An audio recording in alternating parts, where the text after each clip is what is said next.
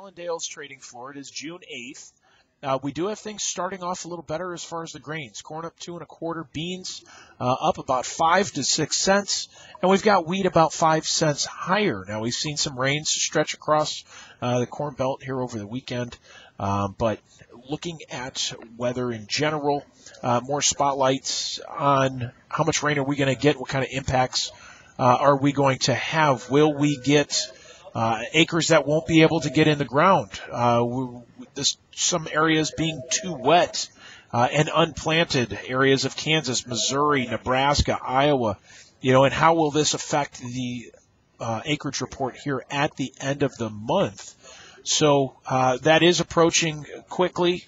The planting season is wrapping up very quickly as well. And we feel that it's actually a great time to do just a 1 week planted acreage survey.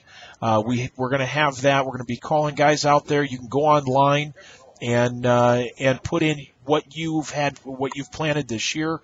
Are you taking preventative plants? Are you not?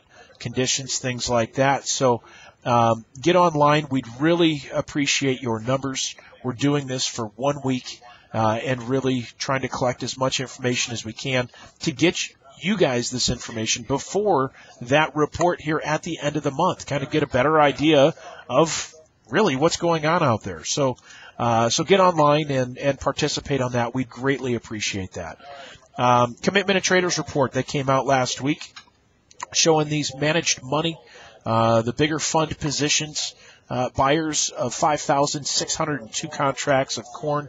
That's putting their net short position at 134,842. And then soybeans, they bought back some of their short positions as well, but still net short 94,781 on this report. There's going to be a lot of focus on wheat, talking about what kind of problems we're going to have if we continue to see rains stretch across the plains. Now, we are hearing in some areas they're finding this head scab, which is affecting yields, but we're really going to dive into harvest here over the next couple weeks. So that may be a little bit supportive for wheat here in the meantime. We do have that USDA report, as I've mentioned. We've got one that's coming up on Wednesday, June 10th, and then the one here at the end of the month. The one here this week, just a supply and demand report. They are expecting to see global numbers increase for corn and beans due to South American numbers, but here domestically, maybe a slight increase for corn and wheat. But looking for a decrease for ending stocks here for beans. So maybe we'll find a little support in these beans as we get closer to that report as well. Looking at livestock, maybe going to see cattle start off a little bit easier. Very light trade last week, 155, extremely light trade.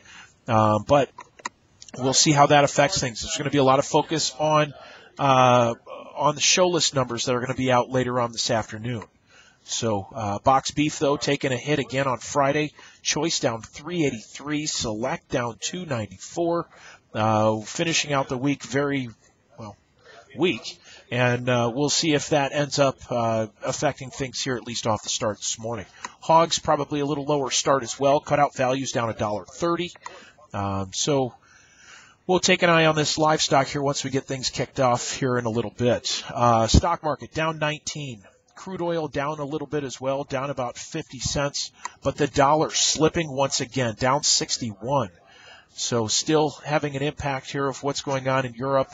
We've got the metals that are working a little bit higher here at this time as well. So give us a call if you have questions. Get online, participate in our survey, and we'd greatly appreciate that. But you can reach us here at 800-262-7538 or on the web at allendale-inc.com.